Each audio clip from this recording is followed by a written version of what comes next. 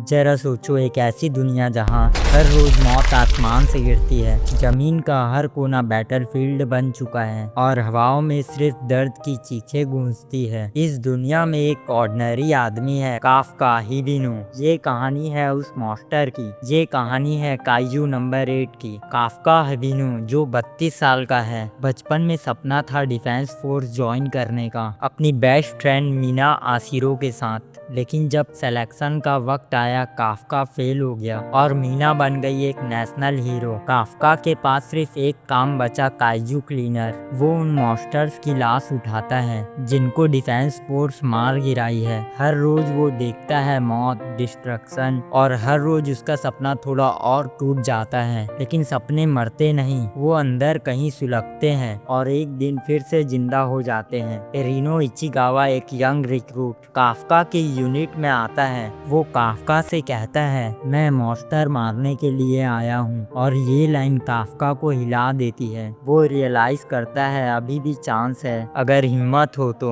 Reno Kafka को motivate करता है डिफेंस फोर्स का एग्जाम दोबारा देने के लिए। और तब एक नई रूल आती है, एज लिमिट इंक्रीज हो जाती है डिफेंस फोर्स ज्वाइन करने के लिए। अब काफका को एक और चांस मिलता है। वो डिसाइड करता है अब ये चांस छोड़ना नहीं है। लेकिन उसकी लाइफ में एक और बड़ा ट्विस्ट आने वाला है। एक दिन काइजू अटैक के दौरान काफका और रेनो एक इंजर्ड काइजू से टकराते हैं। वो सोच रहे होते हैं अटैक खत्म हो गया, लेकिन तभी एक छोटा पैरासाइट काइजू काफका के मुंह में घुस जाता है और अगले ही मूवमेंट काफका का शरीर बदल जाता है। हड्डी, मांस, आंखें, सब कुछ वो बन जाता है काइजू। पर उसका दिमाग अभी इंसान का है। वो पैनिक करता है, लेकिन जब वो अपनी पावर्स का यूज करके एक और काइजू को बचाता है, उसे समझ आता है ये श्राप नहीं, एक गिफ्ट है। एक ऐसी ताकत जिसे दुनिया समझ नहीं सकती। काफका के हाथों में एक नई जिम्मेदारी बंध जाती है। काफका अपने मॉन्स्टर फॉर्म को छुपाकर डिफेंस फोर्स का एग्जाम देता है। उसका स्टैमिना और कॉरेज सबको इम्प्रेस करता है। वो सेलेक्ट हो जाता है, पर रियल चैलेंज अब शुरू होता है, अपनी पहचान छुपाना। उसका मॉन्स्टर फॉर्म ट्रैक सिस्टम में रिकॉर्ड नहीं होता,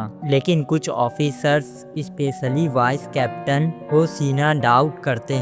मीना आसिरो अभी काफका से मिलती है, लेकिन उसे पता नहीं होता कि ये वही काफका है जिसको वो जानती थी। उनके रिश्ते में एक इमोशनल टेंशन है, बीती यादें, अधूरा प्रॉमिस और अनस्पोकन ट्रूथ्स। पर अचानक एक नए विलन की एंट्री होती है, काइजू नंबर 9। वो नॉर्मल काइजू नहीं है, वो शेप शिफ्टर है। इंसानों का रूप ले सकता है, बोल सकता है, सोच सकता है, और उसका गोल है पूरी डिफेंस फोर्स को खत्म करना। काइजू नंबर 9 काफका के जैसा नहीं है, वो इंसानियत का दुश्मन है। अब काफका एक ही वक्त में मॉन्स्टर भी है और मैनकाइंड का प्रोटेक्टर भी। वो अपनी आइडेंटिटी छुपाकर हर बैटल में काम करता है, लेकिन हर फाइट के साथ एक सवाल और बड़ा होता जाता है, जब सच सामने आएगा, क्या डिफेंस फोर्स उसे अपना हीरो मानेगी या मॉन्स्टर डिक्लेयर करेगी? काफका का सबसे बड़ा एनिमे सिर्फ काइजू नहीं है, उसके अंदर का गिल्ट, फियर और रिजेक्शन का डर है। वो जानता है अगर उसका राज खुला तो